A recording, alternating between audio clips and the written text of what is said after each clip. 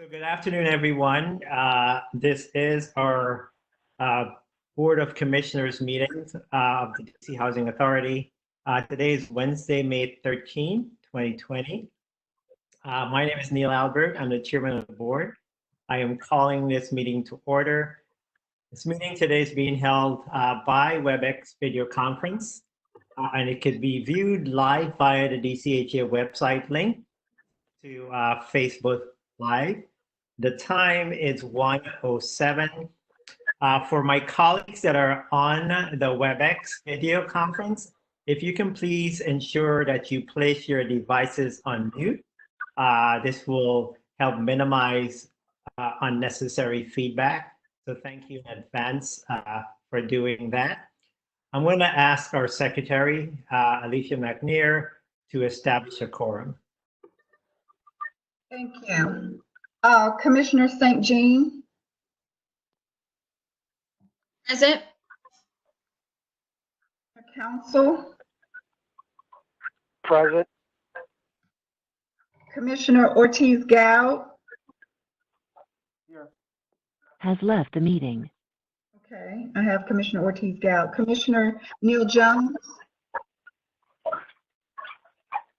Is Commissioner Neil Jones there? Yes, I am. Thank you. Thank you. Commissioner Slover. Present. Thank you. Commissioner Talaferro. Present. Thank you.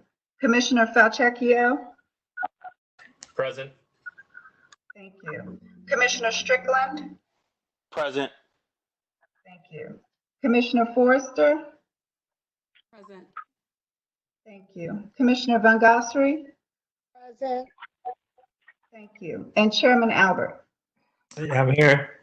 Thank you. So we have 11 commissioners present. You have a quorum. Thank you. Thank you so much. So today's agenda is our regular agenda. We do have a quorum. Has left the meeting. So what we will also do is read any kind of testimony or comments that we receive via Facebook Live. And well, we won't read the responses. We will collect the testimony and comments and provide feedback at a later date. We're still trying to figure out how to do this in real time so that we can get live community impact to the extent that the mayor's stay-at-home order is in place beyond this meeting. I would like the commissioners to consider the minutes of our April 8, 2020 board meeting. Hope you had an opportunity to review them. Are there any comments or changes that you'd like to make for the record at this time?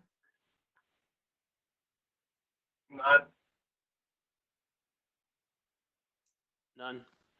Great, thank you. So if there are no changes, can I get a motion to approve the April 8, 2020 Board of Commissioners meeting minutes? Motion.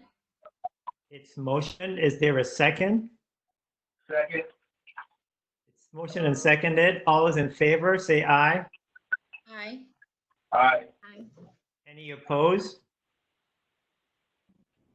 Great. Next, we will have our Executive Director's report. Mr. Garrett.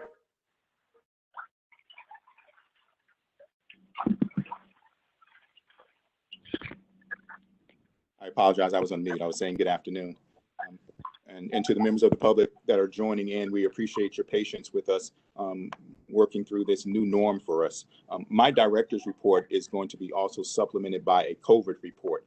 And because we have gone into this new process and we are still functioning as an agency overall, I wanted to start off by just explaining to not only the Board of Commissioners, but also the public, some of the things that we've been doing over the last 3 years in terms of technology, which allowed us to quickly transition to where we are right now to some extent. We are still having some bumps and bruises as we move into this new environment, but I think we were able to pivot fairly quickly and maintain normal operations because of some of the things we had started to do early on. So I'm just going to ask Richard Congo, our IT Vice President, to jump on real quick and give you a quick overview of what we're doing in the way of technology and how it, and I will jump in at the same time and identify exactly how it impacts on daily operations and our work assessment that we're performing right now.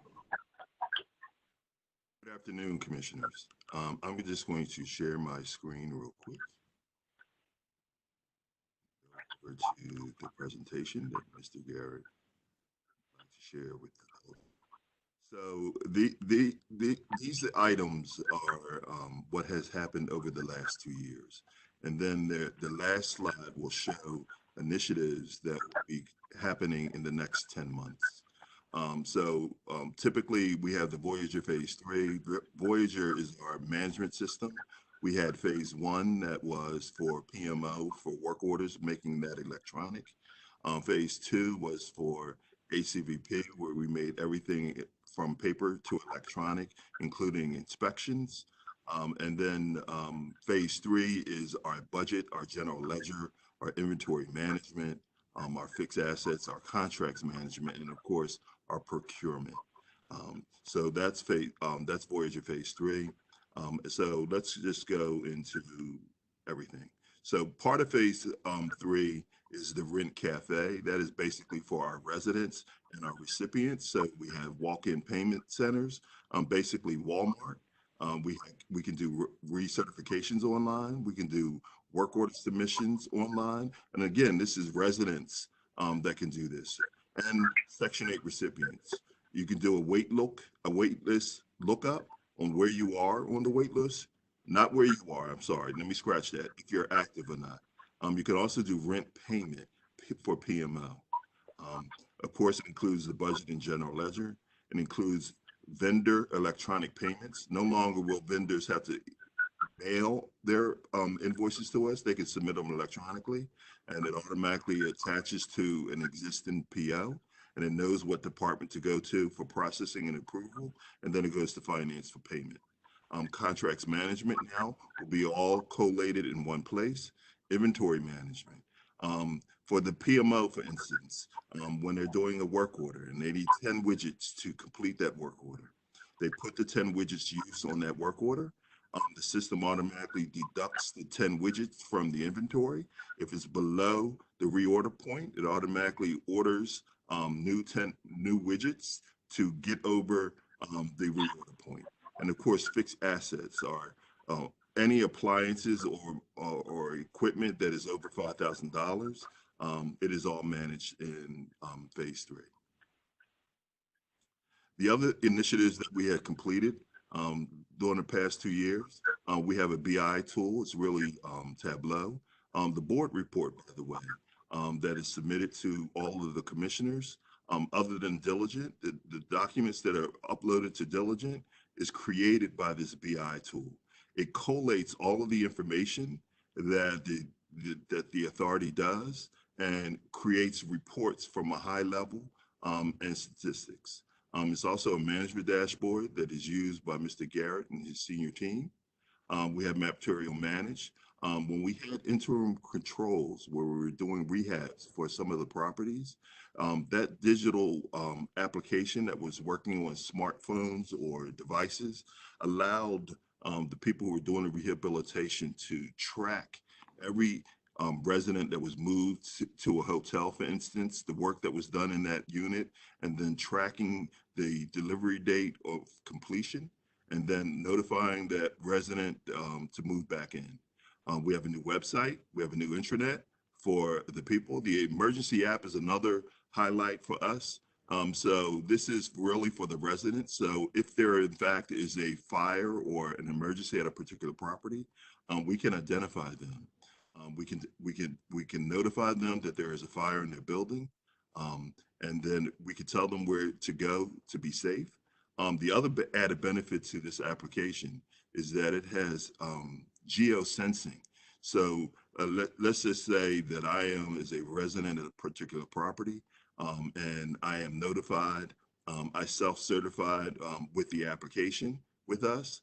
And then when a fire happens and we notify everyone, and then we notice that Richard is still his smart device is still located at that property, we can notify authorities that Richard is still, well, his smart unit is still in that property, in that unit, and that we should take extra care to see if, in fact, Richard is still in that unit.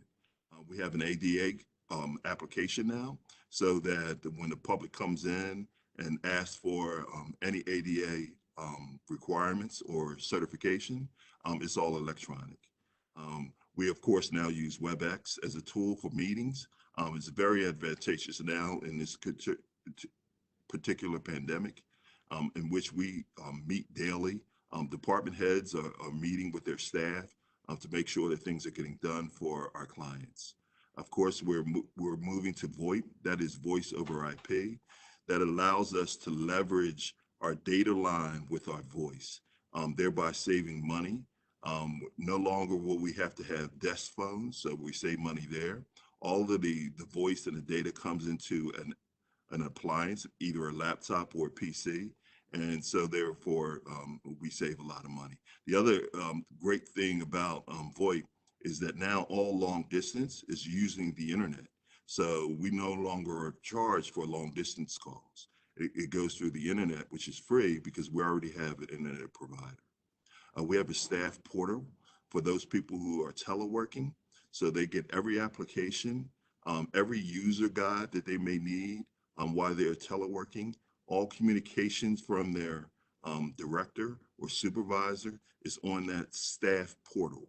It authenticates everyone so that the public can't see it, and it's safe, and all information that they may need while they're working at home.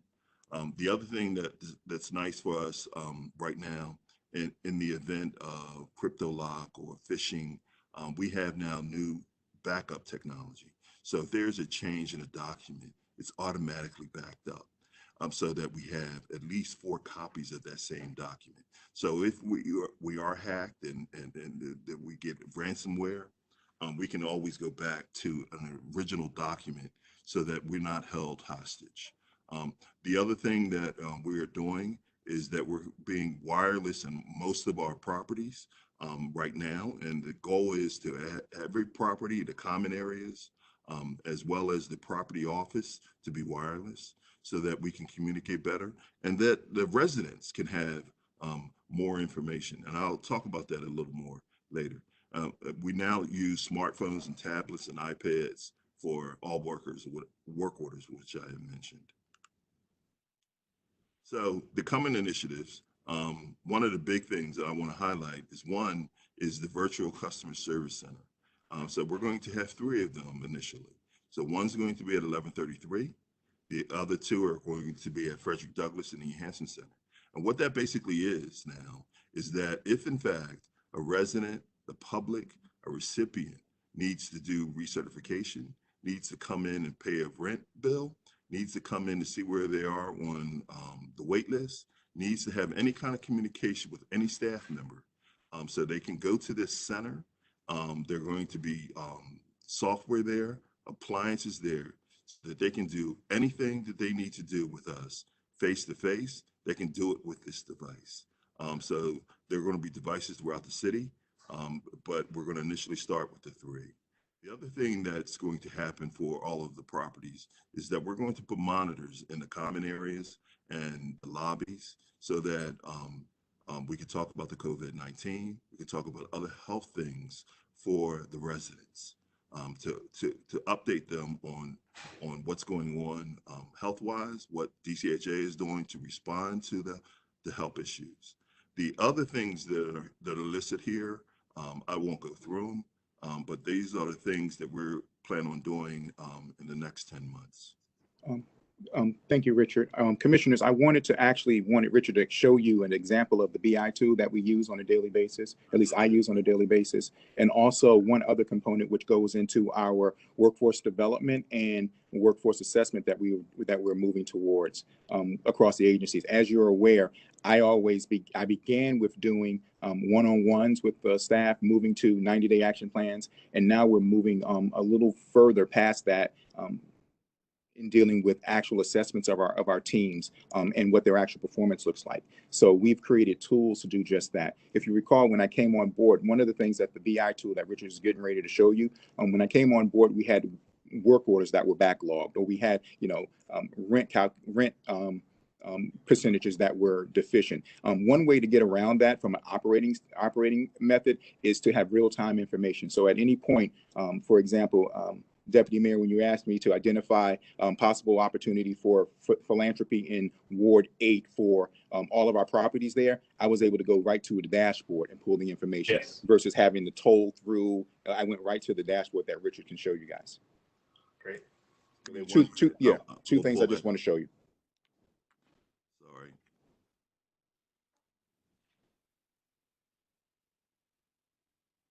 A second here. Should have had that up. I apologize. So let me just share my screen again. Pull up a visualization and let me share my screen. Quick.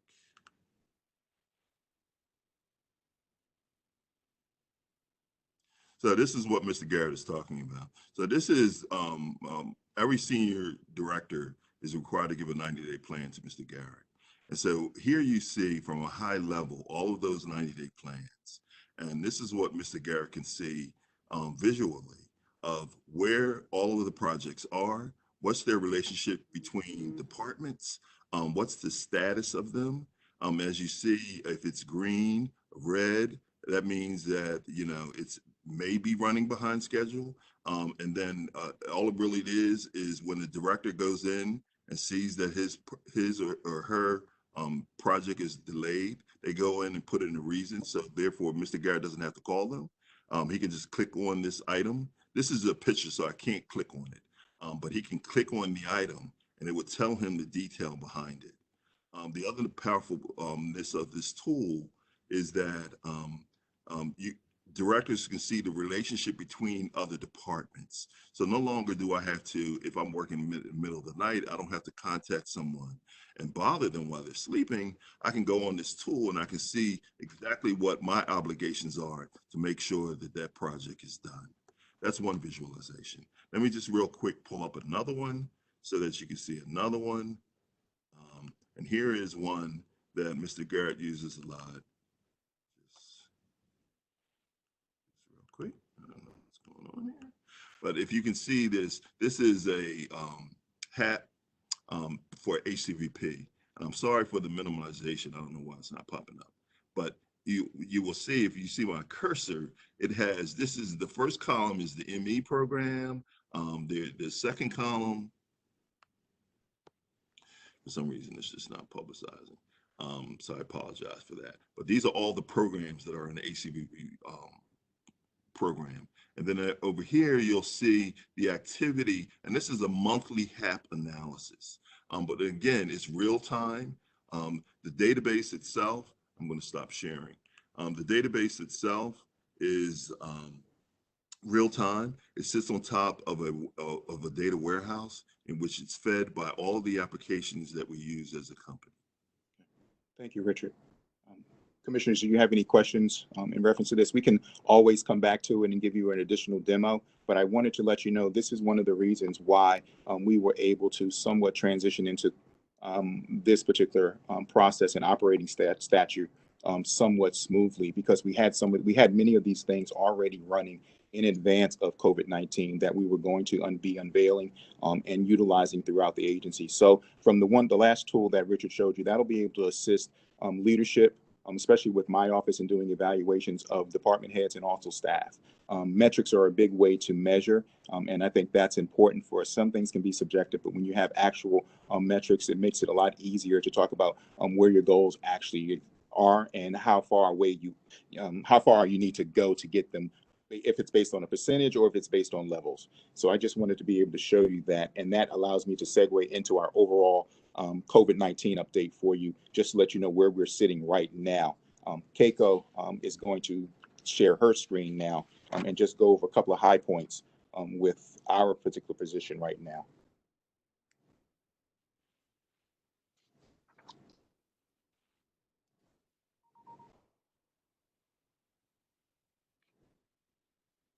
So over the last, as you know, we've been conducting a lot of visits at the properties. I try to keep you updated and send you out emails when we do. This was last week. We did some delivery of masks for children at various properties.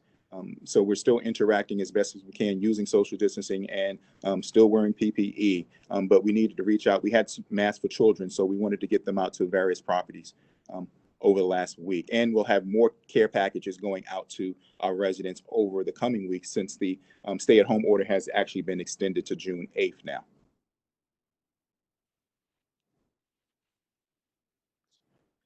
We're still conducting those wellness checks, commissioners. One thing about the wellness checks that I made I was adamant about was that I wanted us to contact as many residents as we possibly could over the course of each day to ensure that they didn't need anything, especially with our seniors. Food insecurity, isolation issues, health issues that we might be able to assist them with or point them in the right direction or get care and assistance. That was the main goal. The way I measured the wellness calls, and this is odd and it's a little weird and a little weird. What I wanted was that I wanted our residents to be called so many times by various members of our departments, whether it be ORS or their property managers, that the residents would ask us to stop calling them for at least a few days, because we would repeatedly call, make sure that they were okay. And in some cases, we were actually doubling up on calls. But that's a good sign, because that makes sure that everyone realizes that we are in contact with them and we care about what's going on, especially with our most vulnerable populations. Our work orders emergency work orders as of May 8th, we had 2,100 work orders. We've abated all 2,100 work orders. And remember, emergency work orders are those situations where there's mold, mildew, or some type of situation that, if not addressed immediately, will exacerbate and turn into something more major. So we've been dealing with those inspections as they come online. Our voucher inspections, 1,200 initial inspections were conducted. 704 of them were performed virtually. And I remember I explained to you last time we spoke about our virtual inspections based on our MTW authority, and we said that we would set up a demo for you. Well, we had to put off the demo this week, and the reason being, HUD wants the demo given to them also, because they believe that this is a best practice that they might be able to utilize throughout the nation. So we wanted to make sure that we got it right. So we're going to do a more formal demo using a video team to ensure that we get it right, because this may be representative of where we're going with not only our agency, but for other agencies across the country. So it's really important that we do a really good job in showing this to HUD. So that'll be sometime next week, and we'll let you know so that you can also view once it's completed. Voucher recertification, we're still moving forward with that. 831 households have been recertified for their voucher subsidy. We're continuing to do lease ups as they move forward. Now, remember, we are tolling lease ups. And what we mean by that is, if a resident decides that they're not ready to move because of the stay-at-home order and they're uncomfortable during this pandemic, we are tolling their opportunity so that they don't lose the chance to move in with their voucher. We're not taking that away from them. Once they feel comfortable, we'll reinstate and move forward. HCVP has been doing a really great job, again, with utilizing technology, doing virtual briefings and orientations for our residents, and we've issued an additional 98 vouchers for relocation. I'm fortunate to be able to serve on the Reopen DC Advisory Group, and I'm serving on the Equity and Vulnerable Populations Subcommittee. And what that is, that's dealing with the inequities that have plagued the district and also plagued the whole entire nation and created vulnerable populations. So my subcommittee is charged with creating ideas and concepts that would help better serve our community in those particular areas. And really, it's perfect for us, me sitting on that particular committee, because it really dials into our community, the residents that we serve on a daily basis, which are the most vulnerable of the low to moderate income, and also our senior citizens. So it's an opportunity to put forth some ideas and also glean some ideas from the committee on what we could do over the next few months. Just our financial projection. I know I sent over a previous email in reference to that. Just shoot back.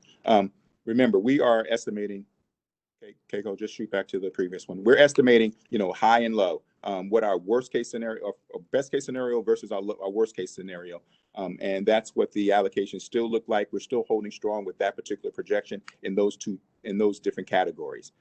We believe that our worst case scenario would be about, over the 90-day period, would be about $5.2 million in terms of an administrative expenditure towards COVID-19 to date. Our best case scenario is approximately $1.5 million. As you are aware, we did receive $9.1 million from HUD from the CARES Act. That's the initial dollar amount that has been given to public housing authorities across the country. It varied by each agency, but that's the amount that we've received thus far. And we can use it for various things, including creating efficiencies, as Richard was talking about. As an example would be kiosks that we're putting in our particular sites to allow for residents and our staff to be well protected through social distancing. So this is just the total allocation that HUD has approved thus far for Public Housing Operating Fund, which was $685, where we received 9.1, along with the admin fee revenue and HAP payments. Now, both the admin fee has not been received, nor have the HAP payments been received yet from HUD. We look forward to being able to submit something once that opens up on the HUD portal sometime in June and or July. We do believe, though, the administrative fee for HAP will be coming through within the next 2 weeks. This is just the $9.1 million that we were talking about. What it allows us to do, what's the permissible uses, which would be examples of creating or protecting residents from additional exposure, including the staff from exposure, preparing for pandemics such as this or issues like this, where we could purchase more personal protective equipment, along with coordination of goods and services. So something like giving supplies to seniors and or other families or care packages to family sites is something that we can utilize the $9.1 million for. And also response to fill gaps where there are opportunities for sick leave allowances and or other personnel issues that we might have, including security costs to our residents if there is something that we need to do. We can also utilize the $9.1 million to make up the difference for lost rental income if that's necessary. As I said, the $850 million in admin revenue distributed across the country, we have not received that yet. Once we do, we'll advise you. It'll be parameters, I'm sure, on how that money can be utilized. An example, again, would be, sanitary issues throughout our common areas where we have project-based vouchers, or transportation for testing and hospitalization. And that was a big thing that comes up on that subcommittee for the Reopen DC, which was, opportunities for testing and hospitalization and health needs for residents that are in our particular communities that might not have adequate access to those services. Housing assistance payments, we have not submitted this application yet. We are still provided time, and there needs to be guidance from HUD as to what it will look like in terms of our submission. But once that is given to us, we will submit our shortfall numbers. So unless you have any questions, commissioners, that was the short version of my presentation on COVID. But I believe right now the agency itself is operating right at about 95%. As I pointed out once before, in each department, people are either teleworking, working remotely in some way, shape, or form, coming into the office maybe 1 or 2 days a week, and or as deemed essential, they're out on our sites. And again, when we put people out on the sites, especially with our laborers and our maintenance staff, remember, we staggered their workflow. They're still working off of a 2-week rotation, 14 days on, 14 days off for our maintenance team. And we'll continue that until the stay at home is lifted. Because again, one of the reasons why I wanted to do that was concerned about anxiety for our employees who are actually frontline staff coming out every single day to deal with issues on the properties. Director, this is Commissioner Strickland. I have a question. Yes, sir. First, good job. Seems like you guys have been very busy in the use of data. And what my question is that, are you guys planning to do some sort of roll up at the end of this? We don't know when the end of this is going to be, but to compare the practices that you guys are doing now and things that we can possibly continue to do to either be more efficient, save money, and help our residents faster, quicker, and probably, and like I said, and reduce time lag. Short answer, yes. I mean, that's the whole idea. We're using this to our benefit. We don't, it's inconvenience. It's an unfortunate situation that we see ourselves in. But there is also an opportunity to become a more stable and efficient organization overall from top to bottom. Use of technology, as I showed with our dashboards, along with the opportunity to use virtual technology to do inspections and to also do webinars and virtual. And we actually, some of the content that we're talking about for the $9.1 million will include some more virtual opportunities for like the realtors do for Housing Choice Voucher, where we'll be able to view apartment units for residents on our website, so they can look at it remotely and make a decision or determination if that's somewhere they would like to apply. So we're going to use all the tools at our disposal to become a better organization. I just got one quick follow-up on that too as well. On the virtual inspections or on any inspections, do you guys track callbacks on inspections? Like after an initial inspection's been done, that a resident calls you back and say, hey, you need to take a look at this? Yes. And if we're tracking those, and so we can compare live inspections to virtual inspections just to see, the accuracy of it. Yes, we are doing that. We are tracking. The resident has the opportunity once they move into the apartment, if there are issues that might have been missed, but I believe that we're catching them all, because we're not doing it ad hoc. Just so you know, we are using a checklist to inspect units when we do it virtually. And residents who have the opportunity to notify us as they would, we'll go out and do a physical inspection of that particular property to see if there was anything that was missed. And we're doing our own quality control after this ends. So we're going to be going back out looking at properties that we have actually inspected to make sure we got it right. And again, this is going to be our process. Fortunately for us, is going to be vetted by HUD. So they may have some of the same questions, and we'll have to be able to provide them answers if this is going to be something they'll be willing to implement across the country. Thanks a lot for that update, Director Garrett. Lawan, thanks for that question. So I know many of you may have questions. If you have questions, just write it into the chat, and then we'll certainly recognize you so we can avoid any kind of talking over. I know Commissioner St. Jean has a few questions. Go ahead, Commissioner St. Jean.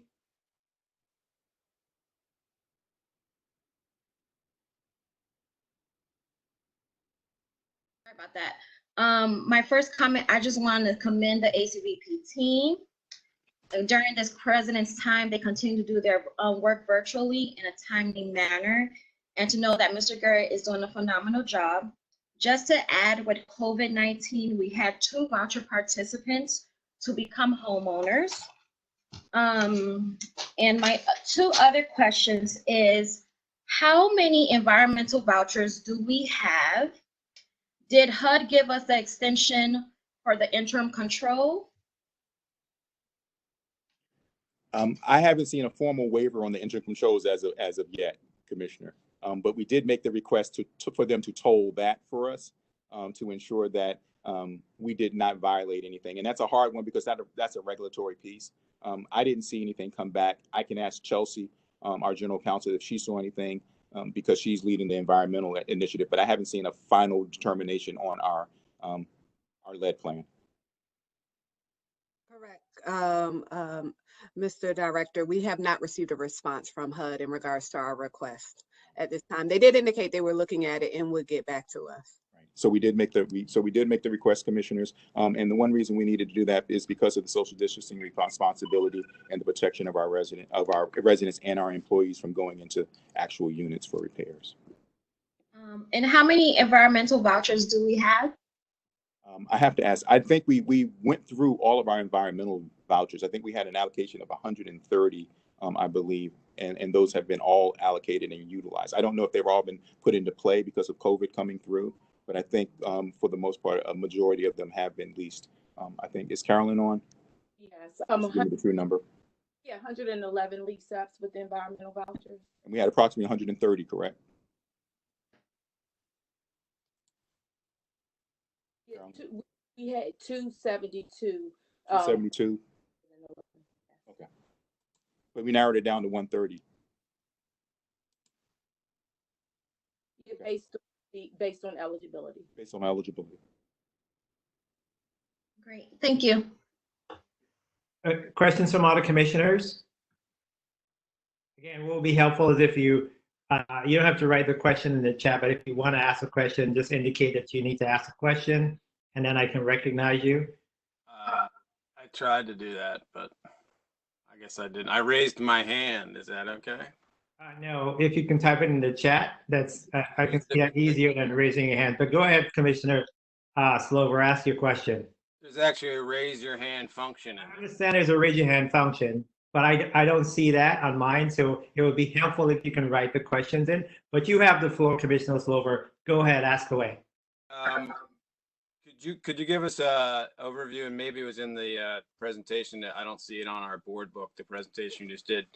Can you give us any indication of the rents, how much, what the percentage of rents is coming in on a month-to-month basis so far? We're still holding right at that 57 right on average. On average what we lost, I'm sorry, I have it in reverse. What we lost was is averaging right around 60,000 in rent per month for the last 2 months. So on a percentage basis, our normal allocation, our normal is about $1.53 million per month in rent collection from the residents.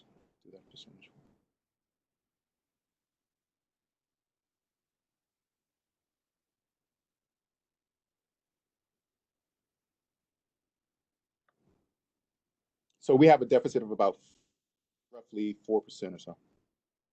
We're collecting 4% less than we normally collect. Is that what you're saying? Roughly about 4%, yes.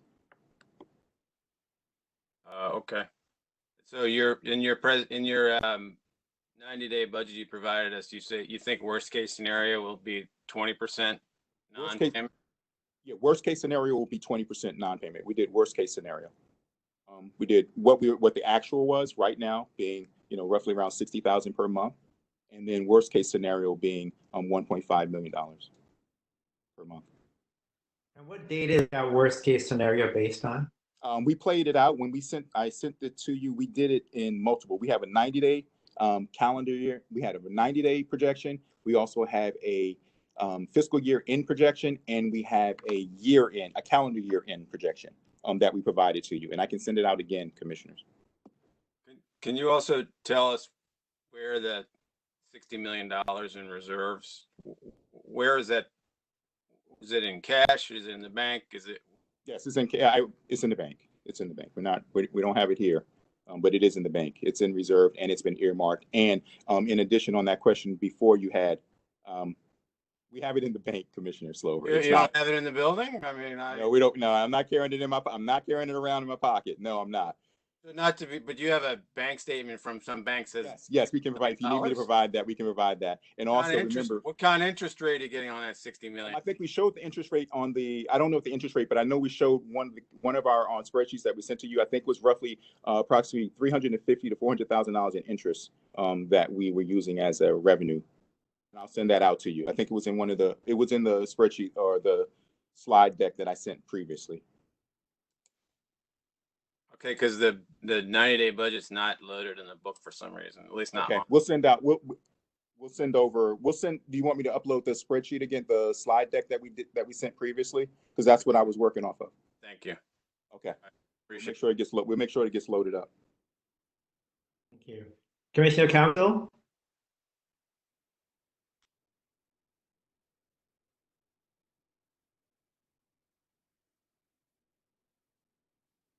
Mr. Council, do you have a few questions you wanted to ask?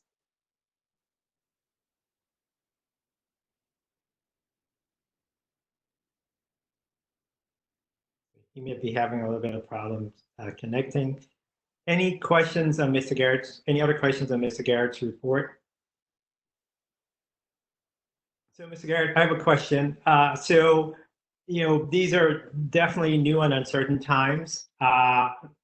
Every entity that I know of is making budgets based on a few scenarios. And so my question to you is, so you made a sort of preliminary projections on what your finances are going to look like based on a point in time. What is the frequency with which you are thinking of revising your budgets?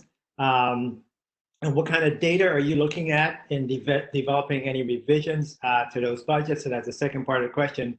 And then the third part of the question is, many entities, whether they're governmental or private sector entities, are making lots of sacrifices to adjust for, reduced revenues or anticipated reductions in revenues. What measures are you taking within DCHA for any eventuality, knowing that we could be in this situation for a few weeks to a few years? So how do we ensure that DCHA, particularly the residents that we serve, are able to get top quality service within the context of shrinking resources? Well, for us commissioners and Mr. Chair, the one thing that we do have, which is a benefit, is we have a designated budget from HUD already that we're working off of. So our funding source is guaranteed. So there will be no reduction, at least at this point in time, no reduction in what funding we're receiving from the federal government. That's there. The additional money that they have offered to us, the 9.1 on the public housing side, that was an opportunity for us to make up any differences or losses that we may have. As we projected, the worst case scenario, as I said, would be about $8.4 million that we would be looking to reimburse ourselves from the 9.1. We don't see that as being a factor. Right now, as we look at our budget as of 3/31, we're right at a variance of about 50%, meaning that we only have gone through in terms of expenditures and revenue at a level of 50% of our overall budget, and we still have until September 30th to get to. So we believe that our projections are in line. If there is a need to make a change, we will do so. The one thing that we do have to look at is going to be, what is our shortfall on the HAP side going to look like? And the HAP is those housing choice vouchers that we have out in the public domain throughout the district for those residents who have recertified and have a loss of income. Our HAP shortfall calculation is very important because that's going to make up the difference for those particular residents to ensure that they are kept in their units. And that will allow us to increase the payment to the landlords based on the contract rent. Thank you. Commissioner Council, are you back? You still have a question to ask that you would like to ask? Okay. Let's move on. On our agenda, we can always come back to additional questions from our commissioners.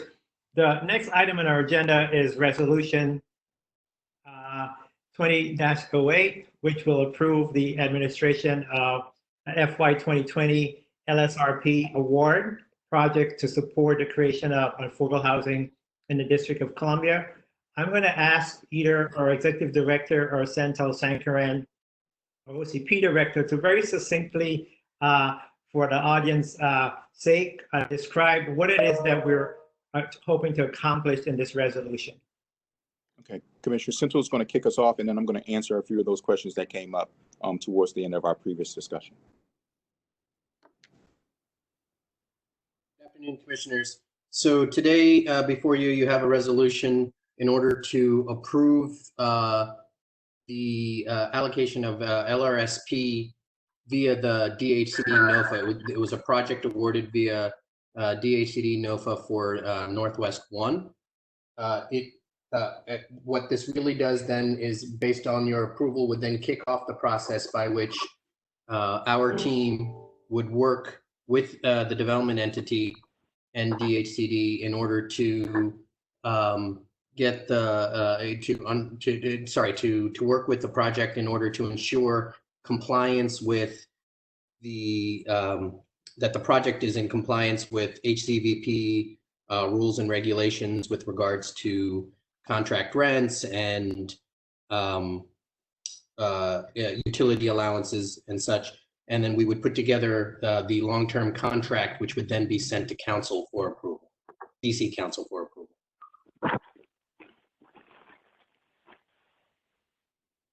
Okay, commissioners, I'm just going to add, I know that Commissioner Slover had a question, and I think it's based on verbiage where we were missing one another. So Commissioner Slover, the $34 million that you see is over the 15-year period. It's not a one-time allocation. So When I talked about our whole total dollar amount for a local rent supplement program being $130 million, that's also for project-based and also for the tenant-based component. Now, of the approximately $32 million that is allocated for just project-based, that also includes past projects that have been awarded from previous NOFAs. It also includes future projects such as this being funded for that year, not on an not in totality, meaning that on an annual basis, what you will have is approximately $19 million will be allocated for this year, as an example, allocated for 58 projects, 1,422 units throughout the district will be funded with $19 million of that 32 that has been set aside. The remaining $13 million will be used for the various projects that will be coming online in the pipeline, including this particular project on the Northwest one for approximately $2.3 million. I can get further clarification when I ask my questions, but okay, I'm no more problem. confused. So okay, no problem. Hello. So are there any questions for Mr. Garrett or Senthil Sankaran on this resolution? And as I requested before, if you have a question, please indicate in the chat that you'd like to ask a question and I'd recognize you. Is this Commissioner Von Gossery? Yes. Okay, so we can hear you. Please ask your question, Commissioner. My question is, during the COVID-19, whether or not maintenance are being prepared in people units, or when there are emergencies, maintenance repairs, whether or not maintenance throughout the whole housing stock is being prepared as usual. Yes, well, we're only doing emergency repairs, Commissioner Van Gossery, right now. Emergency repairs are being performed, and those repairs also include maybe a refrigerator or an appliance replacement, or something that might, as I said, exacerbate into something much larger that will require a capital initiative. We try to catch those in the very beginning. So for emergency repairs, those are being done within 24 hours. And what constitutes emergency repairs? Emergency repair might be mold, mildew, a leak, a replacement of an appliance, or anything that we might deem that would exasperate itself in over a few days into something more major and negatively impact the quality of life for a resident. Okay, and my other question is, and I also had to research it, but my other question is whether or not it is the housing authority's responsibility to share with the community which resident have acquired the virus. Is that our place to notify residents of which of your resident have coronavirus? Well, Commissioner Van Gossery, that's a really great question. We've been bouncing it around. No, we are not. First and foremost, commissioners, we only find out about a resident testing positive for corona if they advise us. Other than that, we have no way of knowing that a resident has contracted the virus or has tested positive. That's the first step. We are now taking steps that if we do find out or hear something, we do engage the resident to find out the truth, if the details are true, because you can't go on rumor mills, especially when you're dealing with medical issues and personal issues of individuals. We try to be very, very mindful of that. But what we do is, if we do confirm a case, and it's a confirmed case, we do notify and will notify residents within a common space or a building that has common areas of the steps that we're taking to engage that particular individual and or to clean and disinfect the building during that time frame. So being that Lincoln Heights is being targeted as one of the properties that have one of the highest COVID viruses based on the Washington Post, how would we deal with that, or did we deal with that? Well, Commissioner Van Gossery, when they identified Lincoln Heights, they were not talking about Lincoln Heights as the property. They were speaking of the area. So as of today's date, we have had, I don't know of any positive Lincoln Heights tests from any of our residents. And I know Mr. Williams is on the line, who can also attest that has he gotten any feedback on that. And we have to report, commissioners. on a daily basis, we have to report back to the EOC of any COVID-related issues that we may find. That would include employees who may have tested positive and also residents that we have been notified of. And how are you being notified by residents? Are residents notifying you? Or is the resident that's contacted by the virus notifying you? Or is it one of the residents in the community notifying you? Well, Commissioner Van Gossel, we're not using the hearsay component. If a resident advises us directly, we'll take that. If we do hear something, though, we will engage. If we do hear something, and I'm going to say it as the rumor mill, we will try to engage the resident and investigate to make sure that the information that we're receiving is accurate. And if we do that, we'll take the appropriate action to notify the EOC and the Department of Health, and then we'll follow their steps. Thank you, Director Garrett. Let's move on. Commissioner St. Jean. Just to piggyback on what Commissioner Aquarius just mentioned. So how many vacant properties do we have in our portfolio? So if a family has to get quarantined, we don't. If they need to be moved out from the property, do we have any vacant spaces for that? Well, we do have vacancies, but not all the vacancies are ready to be occupied, Commissioner. I would have to check to see what units are available. We were looking at other options, quite possibly, such as hotels that might be able to house residents that we might have to move for a period of time, in addition to maybe utilizing some of our other spaces. The only thing about that is the unoccupied spaces don't necessarily have furniture, and there are other things that we'd have to coordinate for those families. Is there money already set aside? Is there money already set aside for if such happen and a resident have to go into a hotel? Well, we have the COVID-19. We have the COVID-19 funding, the $9.1 million that was allocated, Commissioner Van Gossel. It's our hope that we don't have to use it in that particular capacity, and we can use it to perform other efficiencies on behalf of the residents or provide them with other services. But if necessary, we do have that funding as a resource. And Commissioner St. Jean, were you finished with your questions? No, I just was going to kind of add the itemization. If, when you do get a chance to do the itemization for the $9.1 million, could we see that? Yes, we're talking about, and so how when it came in last week, what I asked all of our department heads to do was identify what we might see as clear means and positive uses for the funding. Really, I'm looking at workforce development opportunities, some medical, mobile medical services, if we can provide them for our residents, and other initiatives such as the kiosks to allow for remote recertification and interaction with our staff. So those are some of the first things that we're looking at. We're pricing those things out, and we'll continue to set aside budgetary amounts for that. I don't think we'll have it all by our next meeting, but we'll have some initiatives that we think we want to roll out. Great, thank you. Thank you. Commissioner Slover? Yeah, I want to get back to the resolution. Why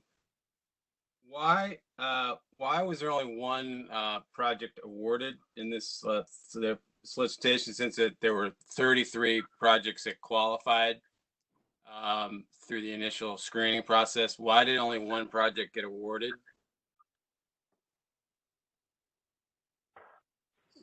This is Senthil. I mean, the decisions to award were made through DHCD. So I believe we have some representatives here from DHCD if they want to respond. But that is not the awarding is not a DCHA function. I said that this is Albert. So there's been a few briefings for the general public, few briefings of the board on this. As have occurred before today. We all know that there is a general need for affordable housing in the District of Columbia, and Director Donaldson is available to speak more about it, but it's in the context of that general need, particularly at this time that this was advanced.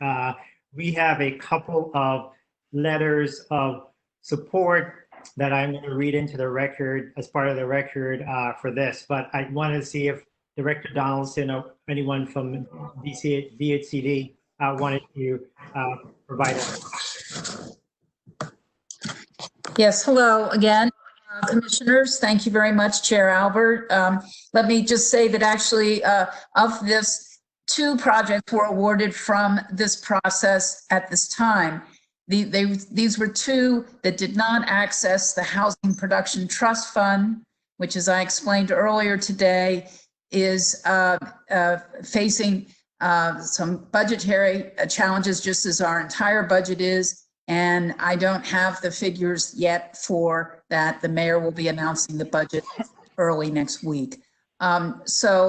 We did, though, in the interest of wanting to see some additional housing development move forward and to keep our eye on the targets that the mayor has set for our affordable housing needs by the year 2025, did award 2 projects, Northwest 1, which had a request for LRSP only, and Waterfront Station, which is in Ward 6, and that was specifically using 9% tax credits only. So neither of those projects tapped the Housing Production Trust Fund, but did tap other resources that we had in hand to use.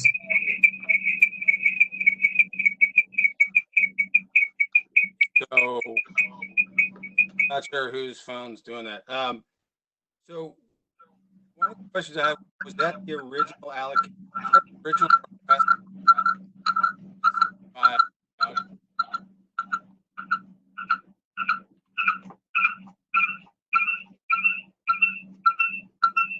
Chairman, can we ask everyone to mute?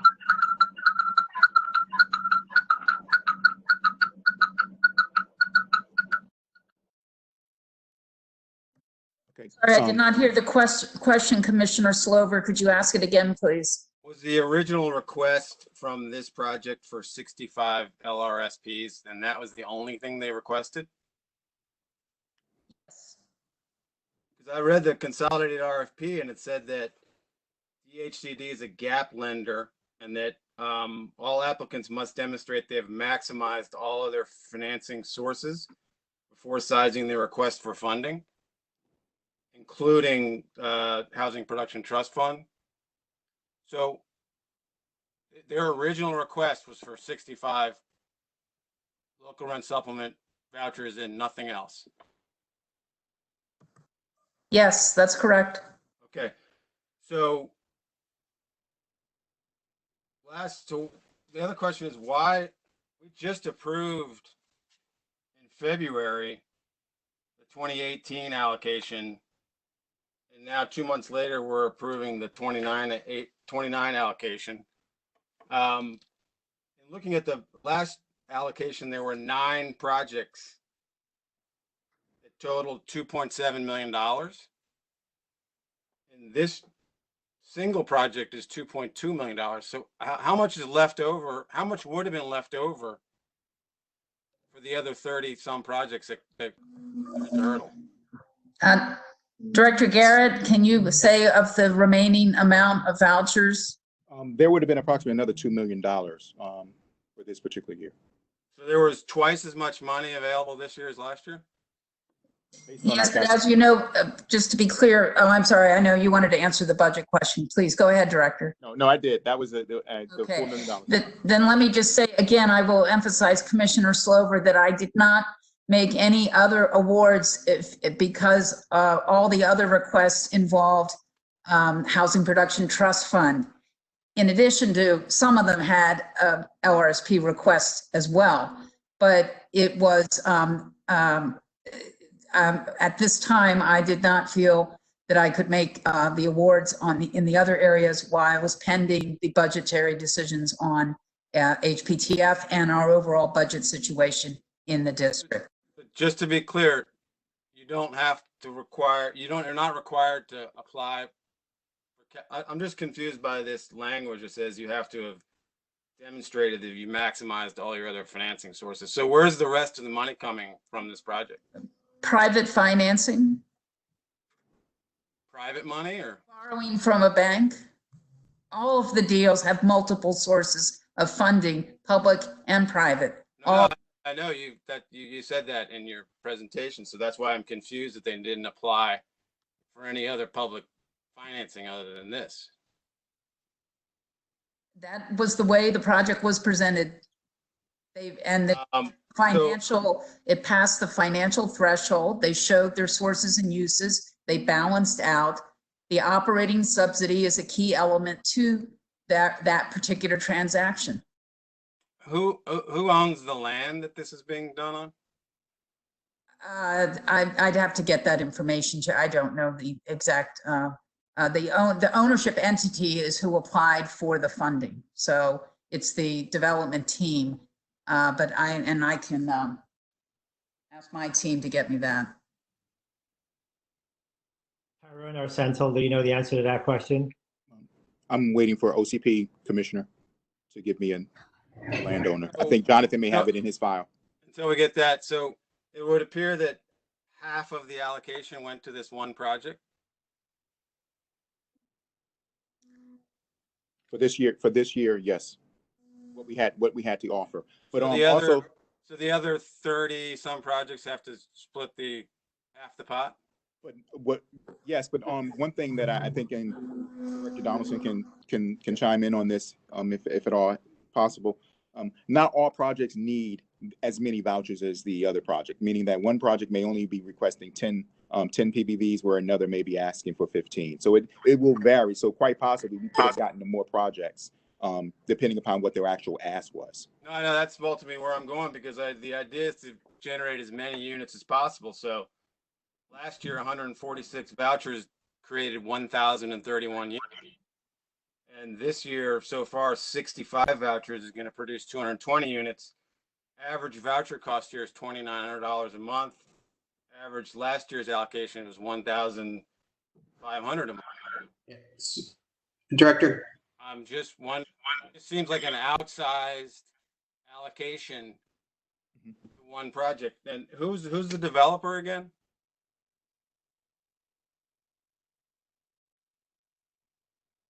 The developer is MRP. Has anybody reconfirmed their financial capacity to perform on this deal based on the deteriorating economic conditions?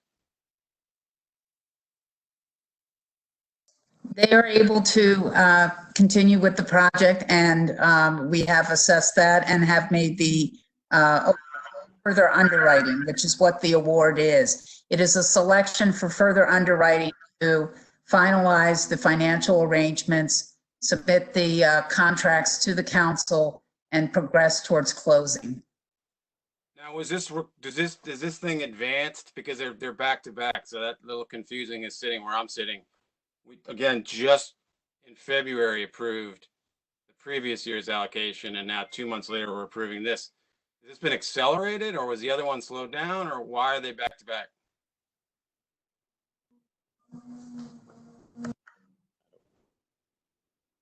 Sorry, Commissioner, I don't have an answer as to why they're back to back. We were just processing as we came through. Sometimes there is a slowdown administratively, but that's where we landed this year. And what was the LSRP request from the other 32 projects?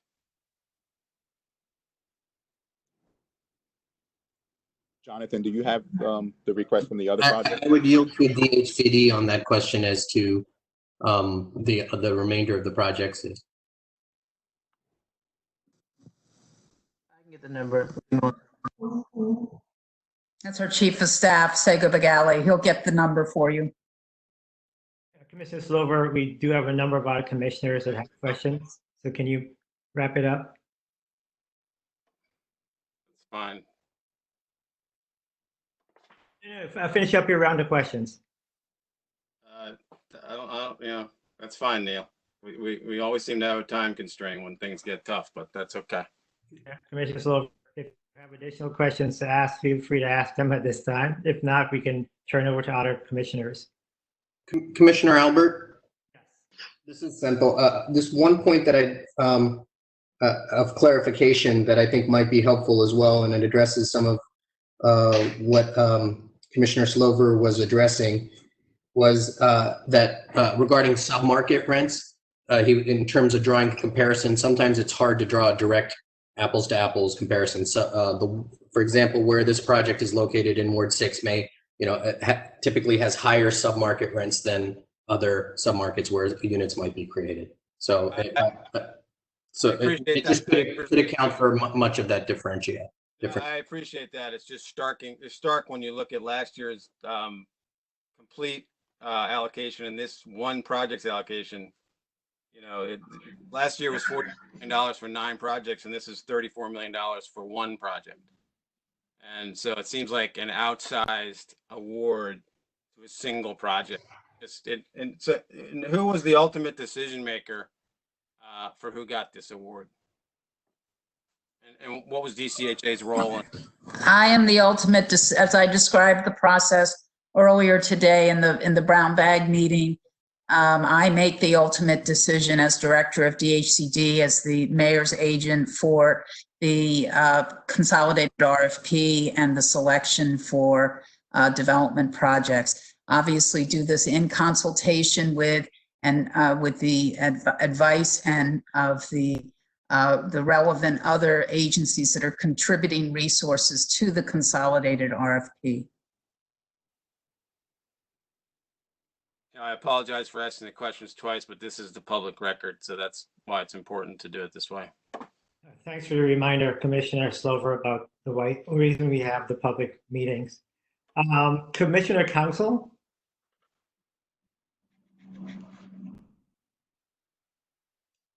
I think Commissioner Council is having a little difficulty joining our meeting. Director Donaldson, I have a question for you. Typically, what's the volume of projects that come through DHCD for underwriting every year? Every year, our competitive bid processes have been averaging 35 to 40 submissions with each round. We have been able to do rounds usually every 8 months. This has been a more extended round, this last one, as we've been looking again at the financial resources and decisions. Of those, we end up funding about 50, usually it's been more in the range of 50%. This was the largest competitive bid round that we had. We had 37 proposals. It's reflecting the great need and also the fact that we have worked very hard to develop the capacity in the district to develop affordable housing, and the resources invested by the district and by the private sector have helped make that happen. Do you mind talking a little bit about the merits of this project? Since, given the volume that you just described, why make this allocation to this project? Full disclosure, Northwest One was around when I was in the government, so we know it's been a project that needed some life for over a decade. So can you talk a bit about the merits in this award? I think it's a significant number of units, the 222 units, I believe, and a significant number of units with the vouchers enabling to reach our most vulnerable, our lowest income residents, and having the ability for them to be in a part of the city that is now absolutely flourishing. And it's a way to say that we can increase housing opportunity and equity for our residents across the city. It's a long-awaited project, shovel-ready. It's going to provide housing for some residents who used to live on that site and who have been off-site but want to come back and return to that community. Are you referring to the Temple Court? More important than any, that is really one of the most important variables. This is a good project that's going to help people at the lowest income levels. It'll have units for our most vulnerable residents. It will also have, it'll be in the middle of a vibrant corridor, the North Capitol Street area corridor of Ward 6. And it's a good, strong project. And I'm looking forward to the fact that it is shovel ready and due to close this summer, which means that we'll have construction started and really be able to accomplish the goals that have been long awaited. Final question that I have for you, and you extremely due for your time. So we're in the middle of a global pandemic, as you know, and governments all across this country and across the world are looking for resources to provide for our most vulnerable populations. We're doing the same thing with DCHA. Do you envision, well, can you talk a little bit about the changes you envision moving forward, not just in this project, but for any kind of other housing tool, housing financing tool that may be available currently for low-income housing? Yes, I think that there's a lot of talk of what the market is going to do. I was, again, as I mentioned, pleasantly surprised. We have actually had 2 major projects in our pipeline close in April, meaning that they were able to go to the closing table. All the financing stayed in place. They will provide the range of affordable housing, again, homeless housing, as well as low and moderate income housing in packages, some senior housing, some senior homeless housing. I mean, it really, we've got the ability and the resources pulled together in a pipeline, strong development teams, and I am not knowing where the market's going to be later this year, but right now, those projects that had their financing in place are lining up for the closing table. And that is significant, and we've got to jump at the opportunities to keep the production of new affordable housing going. Appreciate that. Can I ask you to take one last question from Commissioner Van Gosri? Yes. Commissioner Van Gosri? I would like to know, what is the definition of DHCD when they use the term the lowest income level? We fund housing development across the income level. Primarily, about 85% of our housing resources has been for families and individuals making at 50% of the median income and below. Let me put a number figure for you. That's families and individuals making $65,000 and below, with a significant number being at or below $30,000 a year and less. And so vouchers are used specifically to subsidize that most lowest level in affordable housing. And we also, though, again, we know that that there are men and women who are raising families who are, minimum wage earners, 2-earner families, where their income, they've successfully, gained employment and need some additional supports to be able to afford housing. So we do go across the income range there, as I just described. And, it really is our responsibility to fund what the private sector can't fund on its own. And that's where the government's gap financing and support comes in. I would like to just have this on the record. When we was in Brown Bag, I had asked you a question whether or not private housing residents who are residing in overcrowded units and we are unable to get transfers due to the waiting list, whether or not we are eligible to have houses at DHCD. Yes or no? Are we? I'm sorry, I'm having a little trouble hearing you. The question was, can residents of public housing apply for apartments in the affordable housing units that DHCD helps finance? Is that the question? Yes, ma'am.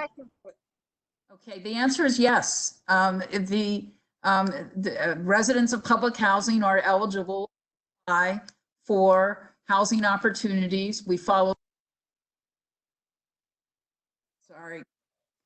the federal fair housing laws and our local human rights laws in terms of access to housing. And that is absolutely permissible.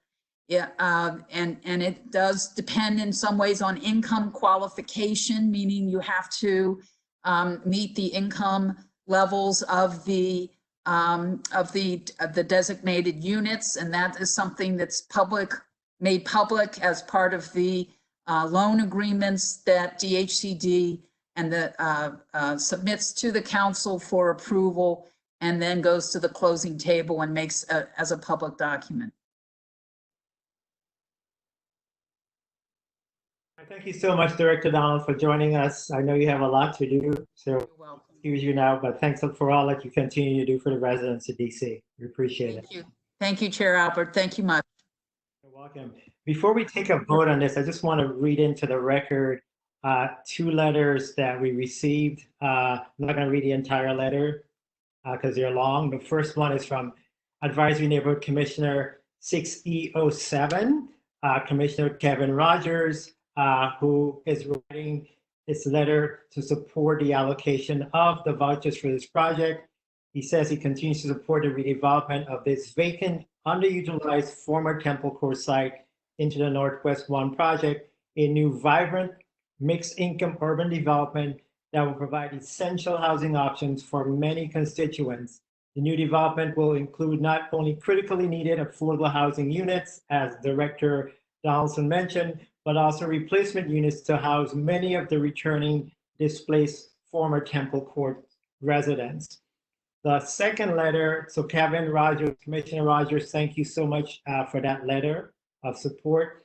The second letter of support comes from the Washington Interfaith Network and former Temple Court residents. These are people who have been displaced for over a decade. WIN is writing to echo their support alongside the former residents of Temple Court for the soon to be announced allocation of project-based vouchers for the Northwest 1 development at 33 K Street. They write that we are writing today to express our support for the vouchers to the entire Board of Commissioners ahead of this week's vote. Well, the letter was sent last week on a proposed allocation. We're in the middle of a health crisis, but DC is also having a housing crisis, and the approval of these vouchers is imperative. As you know, Temple Courts was demolished over a decade ago, and redevelopment plans have been repeatedly stalled. WIN and displaced Temple Courts residents have organized and worked for years to ensure that when new housing was constructed at the site, all 211 affordable units will be rebuilt and former residents will be able to return. In 2017, WIN held a 900-person action with Mayor Bowser, where she publicly committed to working with WIN and former residents to ensure replacement, the right to return for residents, and maximize affordability for the entire site. And then the letter goes on and on. Needless to say, they are looking forward to this being passed today, and they say with the groundbreaking of 33 K Street forthcoming, we want to demonstrate our support for DCHA's approval of project-based vouchers for this project. So I just wanted to read that into the record at this time. And so at this time, I'm going to entertain a motion to approve the administration of fiscal year 2020 local rent supplement program award projects to support the creation of affordable housing in the District of Columbia as we described. Is there a motion? Before, did we ever get the answer on who owns the land before you? I thought someone was going to give that answer. The development team owns the land. Well, who owned it before? I mean, how'd they get it? So sorry, this is Senthil from OCP. This is all part of the Northwest 1 new communities area, and the land was formerly where the site Temple Courts was purchased using funding from the district, and then I believe it's being transferred to the development entity prior to closing.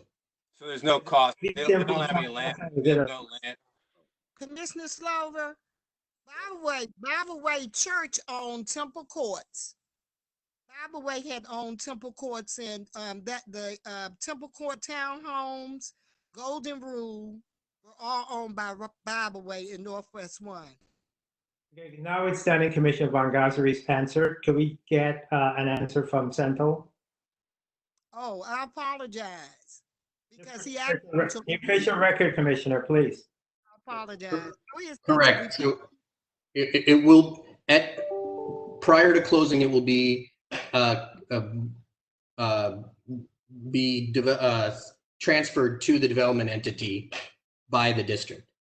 So there's no land cost to the development team. DHCD might be able to speak to like in the underwriting, but I don't believe so. No. So there's no land cost to the development team. And again, I just want to clarify that there must be some value to that land to the to the units. But there's no other public subsidy, and they never applied for any other public subsidy other than the 65 RSP vouchers. I just want to make sure crystal clear. Commissioner, my understanding is through this NOFA, they have not applied for any other funding.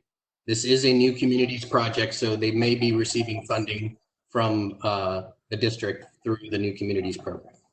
And through the NOFA, you're not required to apply for any capital. You can apply just for vouchers, no capital. That's correct. I think that was asked and answered before. I get that, but I'm sorry. We can't be this horse today. Excuse me. So, commissioners, there is the resolution is on the floor. Is there a motion to approve the resolution? Motion. Is there a second? Second. Alicia, could we have a roll call?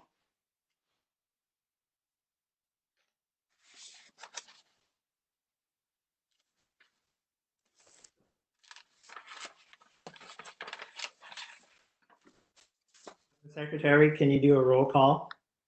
Yes, I'm sorry, I was having trouble with my mouse to unmute. Okay, Commissioner Strickland, Yes. Commissioner Ortiz-Gal. Commissioner Ortiz, are you there? I'll come back to him. I'm sorry, okay, let the record reflect that Ortiz-Gal said yes. Commissioner Falchecchio? Yes. Thank you. Commissioner Neil Jones? Yes. Commissioner Forrester? Commissioner Forrester there? Okay, I'll come back. Commissioner St. Jean? Yes. Commissioner Talaferro? Commissioner Talaferro there? Commissioner Council? Yes. Thank you. Commissioner Van Gossry? Yes. Thank you. Commissioner Slover? No. I'll come back to Commissioner Forrester. Is she there? Okay. And Chairman Albert?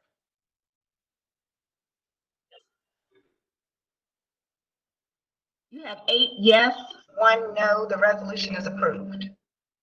Thank you so much. Thank you again, Director Donaldson, Sega, for joining our call this afternoon. You're welcome. Thank you very much. You're welcome.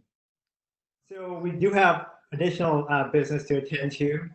So earlier today, the Board of Commissioners met in executive session to extend the contract for our Chief Executive or Executive Director. Mr. Garrett's contract ends currently at September 30th of this year.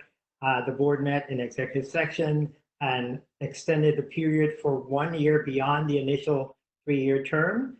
This means that Mr. Garrett's contract will conclude unless extended on October 1, 2021. We also, in the extension, awarded Mr. Garrett 5 personal days so that he could conduct business with a number of the national housing organizations that he is a member of. And so I just wanted to report that out on the public record. Thank you, Commissioners. Thank you, commissioners. Are there any other, is there any other business to come before this body today? Commissioner, did you want to read the testimony, the advanced testimony that we received? There was one other. There was one other, you didn't put it in my book. Yes, it's the one that it's at tab 4. Madam Secretary, do you mind reading it for me?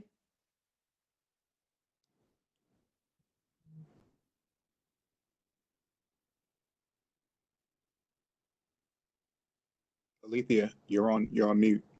Sorry. This was received by Commissioner Slover last night from Daniel De Palego. This is just questions that he wanted to submit in advance to the board. There were 3 bullet points within his testimony. One was several residents have reached out to us about rent receipts. People are feeling like there's no way to confirm that their rent has been received and promised correctly. The next one is there any policy/process of where residents can pay rent? It seems some people can on the property, but some can't. Any info on this would be helpful. And the last issue is the rat issue at Garfield Terrace. I know that some work has been done to abate the significant rat problem there. Are there any plans in place to deal with this issue? Thank you so much, Alethea. Director Garrett, could you, when you respond to Daniel's request, can you share your response with the Board of Commissioners? If we can get you off mute. Yes, I will. I will respond and CC all the commissioners. Great. Is there any other business to come before this Board of Commissioners today? Not that we have, Mr. Chair. Great. So hearing no other, our meeting is adjourned. I just want to let you know that we will have a next Board of Commissioners meeting. It will be held on Wednesday, June 10th. We're going to do it via WebEx. The public can actually send advanced testimony or questions or comments, just like Daniel did, to board@dchousing.org. But please get those comments in, questions in by June 7, 2020. And we are adjourned. Thank you so much for joining us. Thank you. Have a great day. Thank you. You too. Thank you.